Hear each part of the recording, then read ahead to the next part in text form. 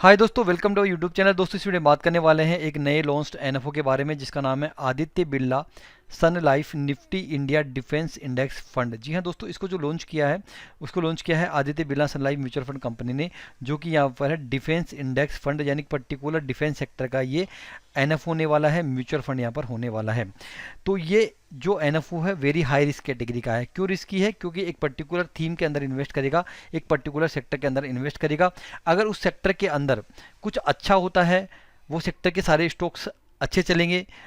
जब से उस सेक्टर के सारे स्टॉक्स अच्छे चलेंगे तो आपके रिटर्न भी यहाँ पर ज़्यादा बनेंगे। लेकिन अगर मान लो उस सेक्टर के अंदर कुछ नेगेटिव न्यूज़ चलती है, या हो सकता है उस सेक्टर के अंदर जो स्टॉक्स है वो बहुत ज़्यादा ऑलरेडी महंगे हो चुके हैं, तो अगर उनमें करेक्शन होता है, उनमें कुछ गिरावट होती है, तो आपको यहाँ पर लॉस भी हो सकता है। इसलिए यहाँ पर जितने भी थीमेटिक फंड होते हैं वो वेरी हाई रिस्क कैटेगरी के होते हैं, क्योंकि उसमें आपके रिटर्न भी ज़्यादा बनेंगे, तो आपके यहाँ पर रिस्क भी ज़्यादा रहेगी।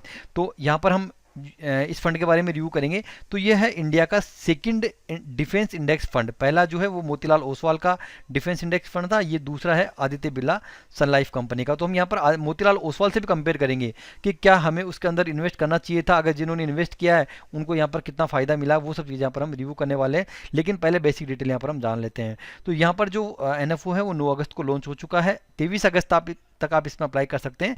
अगर आप इस डेट के बीच में अप्लाई करोगे तो आपको 30 अगस्त को यहाँ पर अलॉटमेंट मिल जाएगा। एनएवी स्टार्टिंग रहने वाली है 10 रुपीज़ की। ये एक ओपन एंडेड है। अगर आप अभी अप्लाई नहीं करोगे तो आप इसके बाद में फ्यूचर में भी आप अप्लाई कर सकते हो। ऐसा नहीं कि आपको 30 अगस्त तक अप्लाई करना है, इसके बाद में आप इसके अंदर एंट्री ले सकते हो।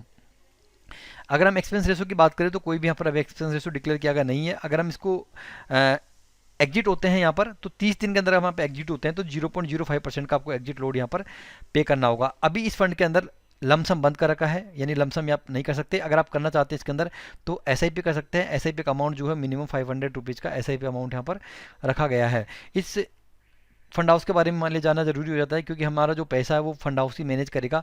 तो इंडिया की 4th रैंक है इस फंड की, जो कि 1994 के अंदर यहाँ पर स्टेब्लिश हुआ था। 4th रैंक जो है वो यहाँ पर एयूएम के अकॉर्डिंग है, और इसका जो बेंच मार्क है वो है Nifty India defence total return index fund. ये हमारे लिए सबसे ज़्यादा जानना जरूरी है। तो इस बेंचमार्क के अंदर, इस इंडेक्स फंड के अंदर कौन कौन सी कंपनीज होने वाली है वो सबसे पहले हम यहाँ पर जान लेते हैं। उसके बाद में मोतीलाल ओसवाल से भी हम इसको कंपेयर करेंगे। तो देखिए यहाँ पर सबसे ज़्यादा जो 15 कंपनीज है वो यहाँ पर होने, इसमें जो टोटल कंपनी होने वाली है वो यहाँ पर 15 कंपनीज होने वाली है।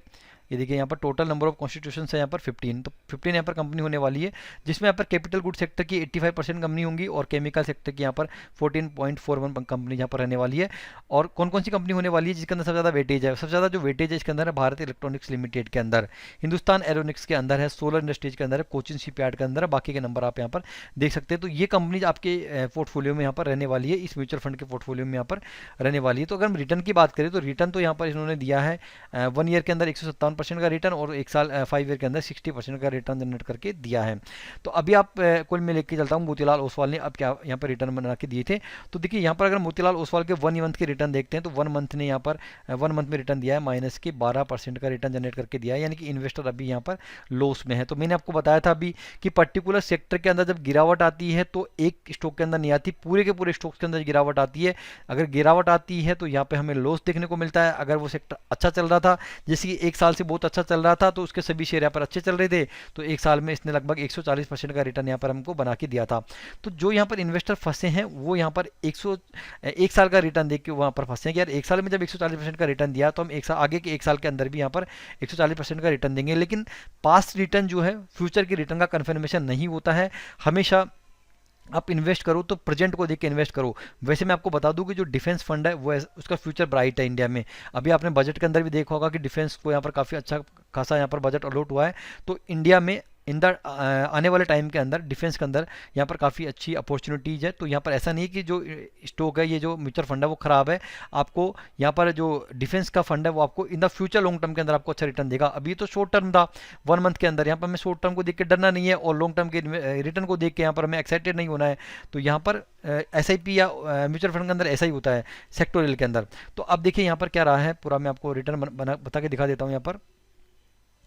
तो अगर हम देखते हैं इसके रिटर्न्स को दोस्तों, तो यहाँ पर आप देखिए अगर 1 ईयर का रिटर्न देखते हैं तो 1 ईयर का रिटर्न आप देखोगे 145% का था, 6 मंथ का रिटर्न 75% का था, ये भी बहुत बढ़िया लग रहा था रिटर्न हमें। 3 मंथ का रिटर्न भी यहाँ पे बहुत बढ़िया लग रहा था, लेकिन लास्ट के 1-2 महीने में क्या हुआ, 1 मंथ के अंदर रिटर्न माइनस के 12% चला गया। क्या रहा रीजन रहा है वो भी हम आगे देखेंगे यहाँ पर। अब देखिए जो कंपनी यहाँ पर 1 ईयर के अंदर सभी कंपनी यहाँ पर ग्रीन के अंदर रिटर्न दे रही थी, पॉजिटिव रिटर्न दे रही थी 117%, 129%, 161%, केवल एक कंपनी को छोड़कर, वो यहाँ पर उन कंपनियों ने 6 मंथ में भी अच्छे रिटर्न बना के दिए, 3 मंथ में भी रिटर्न अच्छे बना के दिए, लेकिन 1 मंथ के अंदर आप देखो सभी कंपनियों के अंदर यहाँ पर गिरावट है, केवल एक कंपनी को छोड़ के, जो कि है जैन टेक्नोलॉजीज लिमिटेड। अभी ये जैन टेक्नोलॉजी लिमिटेड इस इंडेक्स फंड के अंदर इंक्लूडेड है, इसलिए यहाँ पर थोड़ा बहुत और कम गिरावट है। अगर ये कंपनी भी यहाँ पर नहीं होती तो 12% से भी गिरकर ये 14% या 15% की माइनस के अंदर गिरावट आपको देखने को मिल सकती थी। तो देखिए जिसके अंदर सबसे ज़्यादा वेटेज था, हमने देखा भारत इलेक्ट्रॉनिक्स के अंदर सबसे ज़्यादा वेटेज था, उसके अंदर भी यहाँ पर 10% की यहाँ पर गिरावट है। वैसे कोचिन शिपयार्ड की बात करें तो कोचिन शिपयार्ड के अंदर भी 14% की गिरावट है, हिंदुस्तान एरोनॉटिक्स के अंदर भी 14% की गिरावट है। तो इसके इस पर्टिकुलर सेक्टर के अंदर जितने भी शेयर हैं उन सब के अंदर यहाँ पर गिरावट है। अब गिरावट होने का रीजन क्या हो सकता है, मैं आपको यहाँ पर बता देता हूँ क्या रीजन हो सकता है। तो यहाँ पर देखिए मैंने केवल 1-2 स्टॉक को यहाँ पर ओपन करा, भारत इलेक्ट्रॉनिक्स को मैंने ओपन किया। तो भारत इलेक्ट्रॉनिक्स के अगर हम यहाँ पर देखते हैं वैल्यूएशन वाइज, तो the stock is at premium valuation at this point, premium valuation के ऊपर है, यानी अभी यहाँ पर ये बहुत ज़्यादा महंगा हो चुका है। अगर मैं आपको दूसरा स्टॉक बताता हूँ इसके अंदर, कोचिन शिपयार्ड को देख लेते हैं कि कोचिन शिपयार्ड का क्या सीन है यहाँ पर।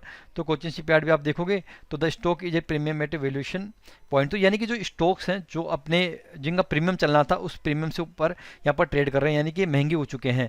तो जिस वजह से यहाँ पर आपको यहाँ पर गिरावट देखने को मिली है। तो अब सर हमें क्या है इसके अंदर इन्वेस्ट करना चाहिए नहीं करना चाहिए, ये इस मुद्दे पर आते हैं। तो देखिए यहाँ पर अगर हम देखते हैं डिफेंस फंड को, डिफेंस सेक्टर को, तो डिफेंस सेक्टर का जो फ्यूचर है वो बिल्कुल ब्राइट है। आपने बजट में भी देखा काफ़ी ज़्यादा अच्छा यहाँ पर अलोकेशन हुआ है, तो यहाँ पर आपको लॉन्ग टर्म के हिसाब से आप इसके अंदर इन्वेस्ट कर सकते हैं। लेकिन आप यहाँ पर इतने उम्मीद रिटर्न की उम्मीद मत करिए जितना कि 1 साल के अंदर हुआ है, 140% का रिटर्न मिल गया, 150% का रिटर्न मिल गया, इतने रिटर्न आपको नहीं मिलेंगे। तो अभी मैं आपको ये बोलूँगा कि अभी यहाँ पर कुछ दिनों के लिए आप इसको अवॉइड करो। क्यों अवॉइड करो, क्योंकि जो स्टॉक्स हैं वो बहुत ज़्यादा महंगे हो चुके हैं, तो उनमें यहाँ पर करेक्शन होगा। जब करेक्शन होगा तो इन द फ्यूचर फिर से वो यहाँ पर अच्छा परफॉर्म कर सकते हैं, उनमें यहाँ पर रैली देखने को मिल सकती है। तो अभी आप अवॉइड करो। इसके बाद में आप जैसे 30 अगस्त के बाद में आप इसके अंदर अगर आप इन्वेस्टमेंट करना चाहते हैं तो SIP मोड के अंदर आप इसके अंदर इन्वेस्टेड रह सकते हैं, लेकिन आपका जो टाइम है कम से कम 3 से 4 साल या 5 साल का आपके पास में टाइम रहना चाहिए, क्योंकि एक डिफेंस सेक्टर है, आपको शॉर्ट टर्म में आपको रिटर्न नहीं देगा, लॉन्ग टर्म के अंदर आपको यहाँ पर रिटर्न बना के देगा। तो आपको यहाँ पर जो मोतीलाल का 1 मंथ का जो रिटर्न है इससे देख के आपको घबराना नहीं है ना, और ना ही आपको 1 साल के रिटर्न को देख के एक्साइट होना है। आपको यहाँ पर अभी देखना है कि ये जो स्टॉक है वो वैल्यू ज़्यादा वैल्यूएशन के ऊपर तो नहीं है।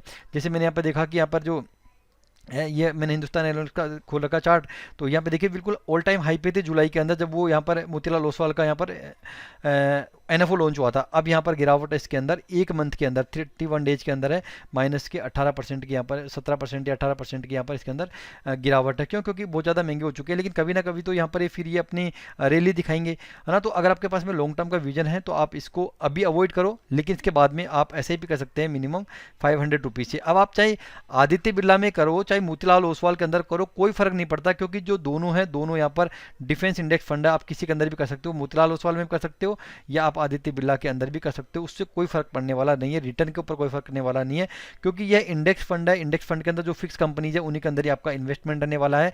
और जो इंडेक्स फंड होते हैं या आपके पेसिव फंड होते हैं दोस्तों, पेसिव फंड का मतलब है कि पर्टिकुलर आपके इंडेक्स के अंदर जो शेयर है उन्हीं के अंदर आपका इन्वेस्ट होने वाला है। लेकिन अगर मैं आपको बता दूं कि एक HDFC का भी यहाँ पर एक डिफेंस फंड है, लेकिन वो यहाँ पर एक्टिव फंड है।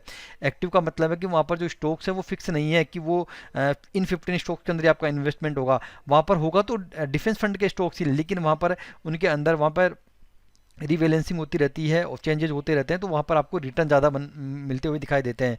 बट अभी यहाँ पर HDFC बैंक के अंदर भी इन्वेस्टमेंट को स्टॉप कर रखा है, तो आप यहाँ पर कुछ दिनों के लिए वेट करो, जैसे करेक्शन होता है और ज़्यादा प्राइसेज के अंदर सही वैल्यूएशन के स्टॉक्स आते हैं, तब आप इसके अंदर 500 रुपीज़ मिनिमम 500 रुपीज़ आप स्टार्ट कर सकते हैं। वो आपके ऊपर डिपेंड है कि आप 500 से करो, 1000 से करो, 2000 से करो, कितने से भी आप SIP स्टार्ट कर सकते हो मंथली बेसिक पे। आई होप वीडियो आपको अच्छा लगा होगा। वीडियो अच्छा लगा तो वीडियो को लाइक कर दो, दोस्तों के साथ शेयर कर दो, चैनल को सब्सक्राइब कर दो। Thanks for your time, thanks for watching.